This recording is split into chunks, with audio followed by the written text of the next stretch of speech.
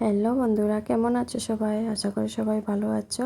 Welcome to the my mini blog. আমার নাম সুমা। আবারও একটা নতুন ভিডিও নিয়ে এসেছি। ছোট্ট মিনি ব্লগসের আপনাদেরকে অনেক অনেক স্বাগত জানাই। আশা করি ভিডিওটা পুরোটা দেখবেন। তো এখানে আমি বাঁধাকপি রোল করব, যেহেতু ওদের টিফিনের জন্য অনেক সুবিধা হয়। আর হ্যাঁ, চ্যানেলটাকে সাবস্ক্রাইব করে দিও প্লিজ। আর এখানে আমি বাঁধাকপি যেহেতু দেখতেই পেয়েছেন আমি করে নিয়েছি কীরকম। তো উঠেই আমি আগে আমার বাসিঘর ঝাড়ু দিয়ে তারপরে গা ধুয়ে, যেহেতু রান্নাঘরে ঢুকতে হয় আমাদের, ছোটোর থেকে এটা শিখেছি। সেটা করে নিয়ে এসে আমি রাত্রে শরীরটা এত খারাপ করেছিল যার জন্য আমি গ্যাসের চুলাগুলো ধুতে পারিনি। তো মর্নিংয়ে উঠে আমি গাটা ধুয়ে এসে গ্যাসের চুলাগুলো ধুয়ে দিয়েছি। তারপরে আটাটা মেখে রেখে দিয়েছি, সফট হয়ে যায়, 10 মিনিটের জন্য রাখতে হয়। তারপরে রুটিটা খুবই সফট হয়েছে।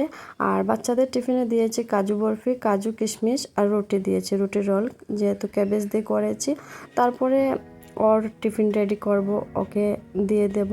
তার এক একজনের টিফিন রেডি করে দিচ্ছি আমি। তো সেটাই একটু আপনাদের সাথে শেয়ার করছি। যদি আমার ভিডিওতে কোনো ভুল হয়ে থাকে প্লিজ আমাকে বলবেন। আর হ্যাঁ, কে কোথায় থেকে ভিডিওটা দেখছো প্লিজ কমেন্ট করে বলবেন। আর এখানে আমার ছোট্ট ছেলে পাপাই ওর টিফিনটা হ্যাঙ্কি দিয়ে কভার করে দিয়েছে, যেহেতু বাচ্চারা ড্রেসগুলো নোংরা করে দেয়। তো ওখানে ওকে হ্যাঙ্কি দিয়ে দিয়েছে। আর রুটিটা হ্যাঁ এইখানে ভিডিওটা এসে গিয়েছে, তো এডিট করতে একটু প্রবলেম হয়। তার মধ্যে রান্নাও করেছি।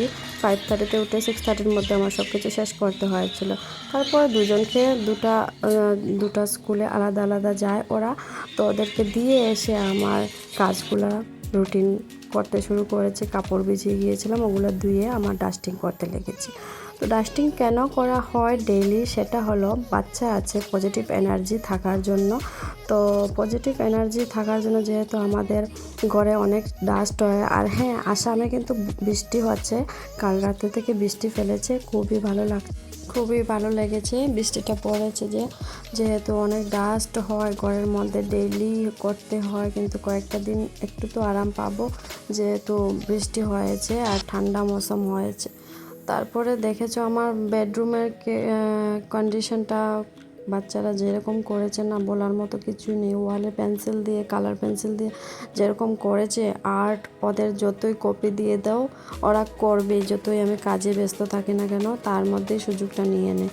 কিছু করার নেই, যেহেতু আমি এখন ভেবেই নিয়েছি আমরা এখন ফ্ল্যাটের কোনোই ডিজাইন করব না। ওরা যতক্ষণ না বড় হয়, একটু বড় হয়ে যাক, তারপরেই করব। তো প্লিজ আমাকে বাজে কমেন্ট কেউ করবেন না। আর এখানে আমি একটু একটু করে ঘরটা গুছানোর চেষ্টা করে থাকি ডেইলি।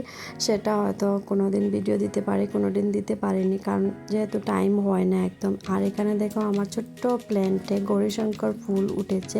তারপরে দেখো মৌসুমটা কীরকম হয়েছে। তারপরে আমার বাসনগুলো ধুয়ে নিয়েছি। আর 2-3 দিন পর পর আমার বাসনের র্যাকটা ধুয়ে নিই, কারণ ওগুলোও একটা পরিষ্কার করার জিম্মেদারি হয় আমাদের। কারণ ছোট্ট ছোট্ট জিনিসগুলো যত গুছিয়ে রাখবো ততই আমাদের পজিটিভ এনার্জি থাকবে করে।